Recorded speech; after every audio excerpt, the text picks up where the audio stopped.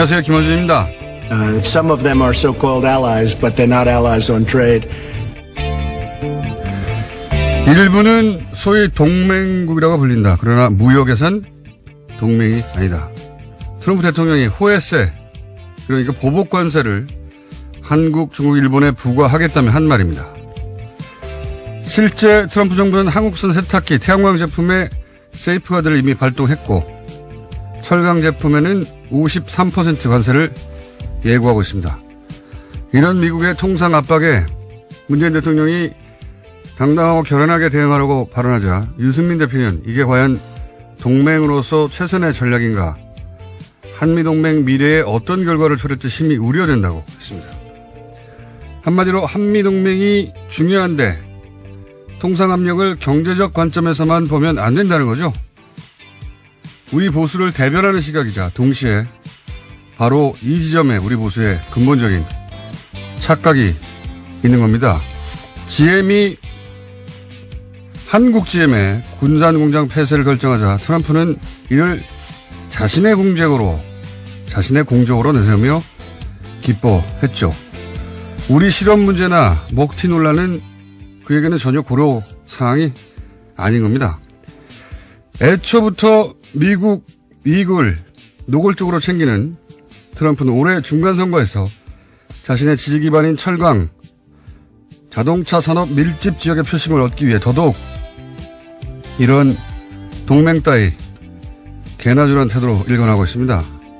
그러니까 이게 과연 동맹으로서 최선의 전략인가 하는 질문은 우리 정부가 아니라 미국이 해야 하는 겁니다. 상대는 무역에서는 동맹이 아니라는데 우리만 동맹이라며 스스로 어떤 손해를 감수할지 먼저 따지고 앉아 있는 거죠. 이런 걸 안보이시라고 쓰고 노예근성이라고 읽는다. 김어준 생각이었습니다. 네. 김은지입니다. 자, 이 경제 통상 압박 관련 뉴스가 계속 나와요, 그죠? 네, 워낙 큰 이슈이기도 한데요. 미국 쪽에서 또 몰아붙이고도 있습니다. 몰아붙이고 있고, 근데 이제 이런 통상 압력이 나온 이유를 두고 결국은 미국 내 올해 11월 달에 중간선거가 있거든요. 트럼프 대통령이 이 선거에서 지금 큰일 나거든요. 네, 그렇습니다. 하원 의원 전원과 상원 의원 3분의 1을 선출하게 되는 자리라서요. 앞으로의 대선 국면에서도 굉장히 중요한 선거입니다. 잠시 후에 저희가 이제 미국의 시민참여센터 김동석 상임이사 연결해서 미국에서 바라보는 이 선거의 어떤 역할이라든가 또는 왜 이렇게까지 하는지에 대해서 저희가 민의로 연결하긴 할 텐데, 이 트럼프는 자신의 재임을 위해서 한국이 동맹이란 점은 적어도 장사에 있어서는 고려 대상이 아니다, 뭐 이렇게 나오고 있거든요. 그러니까 저는 이렇게 봅니다. 우리 보수는 한미 동맹이 있는데 어떻게 저쪽에서 저런 요구를 한다고 세게 나갈 수가 있냐, 이거 아니에요. 근데 트럼프는 거꾸로 해요. 한미 동맹이 필요하다는 걸 우리 보수가 여기 목을 맨다는 걸 너무 잘 아니까 어차피 세게 나가도 반발하지 못할 거다, 역이용하는 거죠. 네, 협상에선 자기 속내를 완전히 드러내지 않는 게 제일 중요한데요. 그런 식으로 아주 약한 우리 약점이라고 생각하는 거는요. 우리는 한미 동맹 때문에 저쪽에서 무리한 요구를 해도 받아줘야 된다는 식의 인식을 보수가 하는 거고, 바로 그 점을 정확하게 이용하는 거죠. 한미 동맹인데 저쪽은 뭐 자기들끼리 동맹이라고 물렁물렁하게 나올 테니까 그걸 이용해서 세게 나가자. 우리 보수는 동맹 이야기하면 역시 동맹이니까 무리하게 요구하지 말아야지 하고 트럼프가 물러서 주기라도 할 것처럼, 그럽니까? 아예 동맹 아니라는데 본인의 입으로. 유치원생들도 아니고 동네에서 서로 경쟁하는 가게들끼리도 이렇게 안 해요. 이런 태도는 형님은 우리를 그냥 드십시오, 이 이상 이하도 아무것도 아닌 거죠. 트럼프로서는 뭐 거저 먹는 거죠. 아무 말도 안 했는데도. 네, 미국 내에서도 비판이 꽤 있다고 하는데요. 맨큐의 경제학으로 유명한 맨큐 하버드 교수도 이에 대해서 비판하고 있다고 합니다. 자유무역에 대해서요. 우리 보수가 흔히 뭐 냉정한 국제 현실을 바라보라느니 뭐 엄혹한 국제 정치를 바라보라니 하는데, 미국 얘기가 나오면 그냥 동맹인데 어찌 미국한테 감히 싫은 소리를 하냐. 이런 태도만 몇십 년치 하니까 얼마나 장사하기 쉽습니까, 미국으로서는.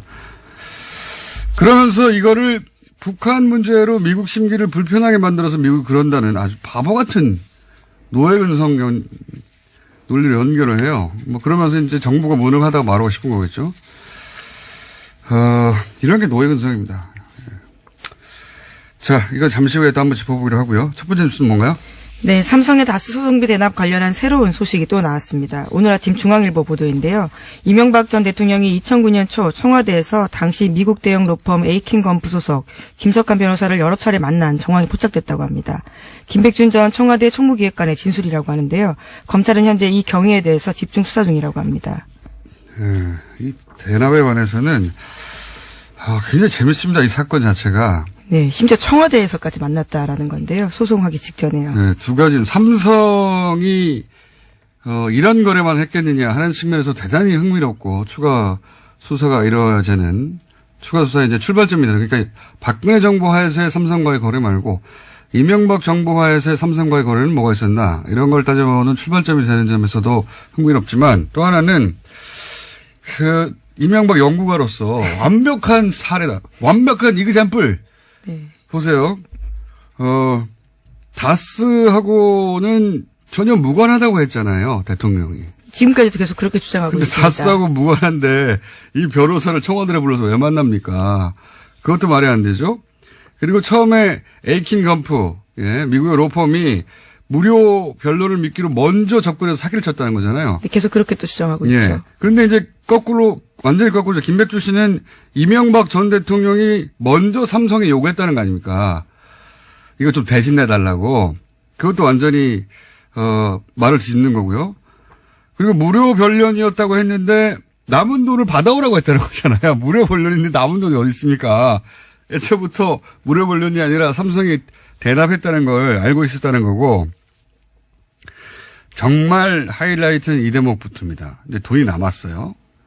돈이 나왔는데 받아오는 과정이 아주 이명박적이다. 이명박 연구가로서 이런 완벽한 샘플이 여기서 구체적으로 드러나 주다니. 그러니까 돈이 남은 거를 알고 김백준 씨를 삼성 이학수 부회장에 보냅니다. 이명박 대통령이. 그 돈 받아오라고. 여기서부터 웃깁니다. 생각해보세요.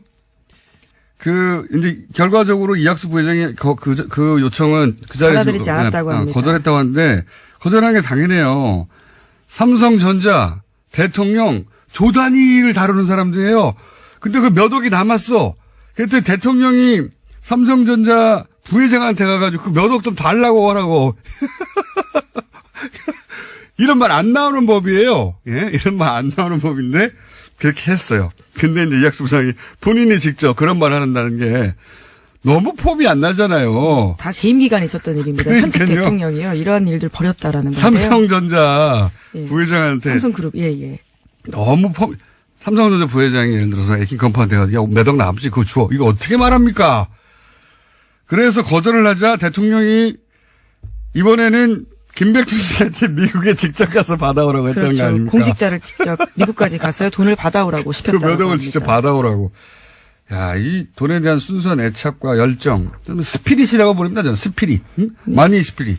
하지만 김 전 기획관은 가진 않았다라고 진술하고 있는데요. 시켰다는 사실에 대해서 명백하게 진술하고 있습니다.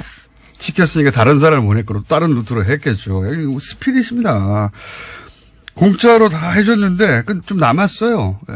그거 미국 가서 일단 삼성전자 부회장 가서 그거 받아오라고 그래. 야, 이 말 안 떨어지는 법이거든요. 돈에 관해서는 대단한 스피릿입니다. 이것은. 예, 애초에 남겨먹기로 했을 수도 있을 것 같은데요. 구두 약속을 해서요. 다스 쪽에 남는 돈 달라고 이야기를 초기부터 했다라고 합니다.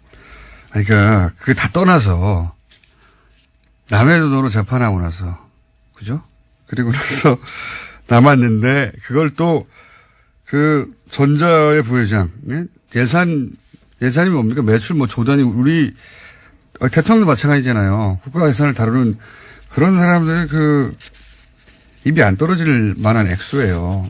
그거 3천억 남았는데 줘 이것도 아니잖아요. 근데 그거를 거기 보내고 또 미국 가서 받아오라고. 대단히 이명박적인 사례로 예, 나 후세 사과를 연구할 때 반드시 거론될 사건이라고 봅니다. 네. 슈퍼 구레이시입니다.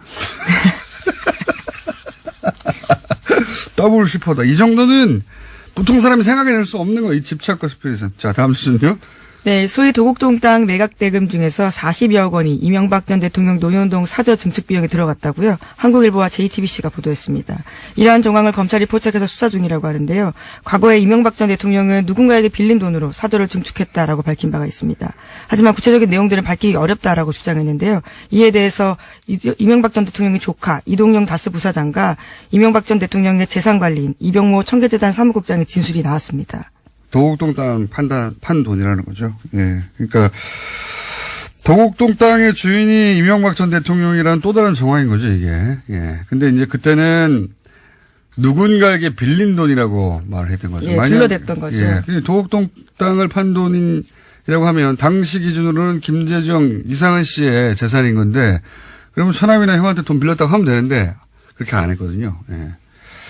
그렇게 했다가는 결국은 도곡동 땅 얘기가 다시 나올 테니까, 예. 그때는 뭐, 누군가한테 빌린 돈이라 사정이 있어서 밝히기가 어렵다고 했는데, 사정은 자기 땅이었던 겁니다. 자, 다음 뉴스는요? 네, 이명박 전 대통령이 국정원 특수활동비 2억 원을 추가로 받은 의혹도 나왔는데요. 채널A 보도입니다. 이명박 전 대통령은 지난 2008년에 김백준 전 총무기획관을 불러서 2억 원이 담긴 가방을 건넨 정황을 검찰이 포착했다라고 하는데요. 이명박 전 대통령은 당시에 박재환 정무수석에게 전달하라고 지시했다고 합니다. 이런 뉴스를 보면 지금까지 나온 특활비가 전부겠는가. 이제 이거 말고도 김민중 씨가 김윤옥 여사에게 준 특활비 있지 않습니까? 예, 달러로 환전했다라고 알려져 있는데요. 무슨 쇼핑 비용으로 쓰였네 어쩌네 이런 말들이 있었던 지금 쑥 들어가 있는 뉴스인데 그거는 김백준 씨가 전혀 모르는 루트였거든요. 그러니까 김민중 씨가 그런 말을 했잖아요. 본인만 안다고 대통령. 오른손이 하시는 일을 왼손이 모르시게 많이 하셨기 때문에 특활비는 이거 이상 더 나을 거다 수사하면. 네, 수사가 진행될수록 점점 금액이 늘어나고 있습니다. 애초에 기소될 때만 하더라도 15억 5천만 원이었는데 현재 또 17억 원 5천만 원으로 늘어났거든요. 계속해서 늘 것으로 보입니다. 알겠습니다. 자, 다음 뉴스는요? 네, 이명박 전 대통령 죄송합니다. 하도 이명박 전 대통령이 말만 하다 보니 다시 네. 한번 해봐 주세요. 네, 이명박 전 대통령이요. 그제 어제 아까 어떻게 했죠? 예, 다시 할 수 없을 정도로 놀라운 발음인데요. 죄송합니다. 자, 예. 다시 해주시죠. 네, 정신 차리고요. 예. 이명박 전 대통령이 그제야 어제 이틀 연속으로 집무실에 나와서 대책회의 했다라고 합니다. 그러면서 바로 검찰이 구속영장 청구하면 어떻게 해야 될지에 대해서 논의했다라고 하는데요. 선제적으로 자진 출두하면 어떨지에 대해서까지 이야기가 나왔다라고 합니다. 이런 논의는 다 쓸데없어요. 측근들이 몰라요, 내용을. 측근들이 하는 말들이 전해지는 걸 보면, 이게 이제, 소위 측근들이라는 분들이 이제 기자들이 무슨 얘기 했냐고 물어보면 한두 마디씩 하고, 이런 거 모아가지고 이제 보도하는 거잖아요. 그렇게 나오는 내용들을 보면, 이게 모르는구나, 아무것도. 지금, 검찰발 소식, 혹은 검찰청 출입 기자들이 내는 뉴스들과, 여기 측근들이 내는 반응들은 하늘과 땅처럼 멀리 떨어져 있습니다. 여기서는 이미 이학수 부장 전 부회장한테 가가지고 그걸 돈 남은 거 받아와 이런 얘기 나오고 있는데 여기서는 그 돈은 상관없는 돈이다. 검찰 다음 패를 보고 갑자기 출두하자 뭐 이런 전략들 사정을 모르고 하는 소리거든요. 이거 예전에 박지원 대표가 구세에서 굉장히 크게 성공했던 전략이에요. 검찰이 계속 소환하고 있는데 언제 가겠다 말 안 하고 갑자기 아침에 가버렸어요. 깜짝 출석을 한 거죠. 그러니까 검찰이 소환을 한다고 하면서 안 올 거라고 생각하고 방심하는 틈 사이에 아침에 그냥 가버렸거든요. 그러니까 오기는 왔어요. 가라고 할 수는 없잖아요. 본인들이 불렀으니까. 그럼 준비가 돼 있어야 될 거 아닙니까? 준비가 안 돼 있어가지고 결국은 제대로 조사 못하고 보내버렸어요. 그래서 박지원 전 대표의 대승으로 끝난 사건이 있습니다. 과거에. 근데 이번에는 그게 안 통하는 게 워낙 오랫동안 탄탄하게 검찰이 준비해 왔어요. 그러니까 다 말도 안 되는 소리입니다, 이거. 네. 네, 구체적인 좀 더 내용이 나왔다고 하는데요. 이에 대해서 삼성 대납 관련해서는요, 미국 정부 대상으로 로비한 프로젝트 수행의 관계이기 때문에 거기에 들어간 돈이다라는 주장도 나왔다고 합니다. 이게 소송 대행비가 아니라는 거죠. 예. 어쨌든 이 대응은 측근 취재할 필요가 별로 없다. 자, 하나만 더 하죠. GM 얘기가 어제 또 나왔으니까. 예? 네, GM이 어제 한국 공장의 연간 생산량을 50만 대 수준으로 유지하겠다라고 밝혔는데요. 국회에 찾아가서 밝힌 이야기입니다. 그러면서 신차 2종의 배정 계획도 밝혔는데 신제품이 만들어진다면 부평 공장과 창원 공장에 신제품 투입될 가능성이 높다라고 합니다. 이건 말이죠. GM의 철저한 양손의 떡 다 주고 싶은 전략이에요. 이게 지금 일단 군산공장을 폐쇄한다 무조건. 이거 결정한 그걸 거예요. 제하긴 했습니다. 네. 어제도요. 했어요. 근데 미국에서는 지금 공장을 GM이 3천억짜리 투자합니다. 여기는 그러니까 여기는 닫고 거기다 지어요. 예. 그리고 한국엔 돈 달라는 거 아닙니까? 우리가 정부 계속 지원을 이끌어내려고 네. 하는 건데요. 그러니까 여기는 폐쇄한다고 하면서 협박을 하면서 안 그러면 떠난다. 여기만 닫는 게 아니라 미국에는 돈이 없는 게 아니에요. 미국에는 공장을 지어요. 그리고 이제 돈을 만약에 받는다. 미국의 폐쇄에서 옮기는 이 공장 투자 관련해서 트럼프 대통령으로부터 지원을 엄청 끌어내겠죠. 예. 세제 혜택이라든가. 그리고 한국에서 돈을 또 받는다. 돈을 받아서 좀 이따 저는 철수할 거라고 봅니다. 한 2년 있다가. 예. 다른 나라에서도 그랬거든요. 그러니까 최대한 양쪽으로부터 돈을 끌어내는 양손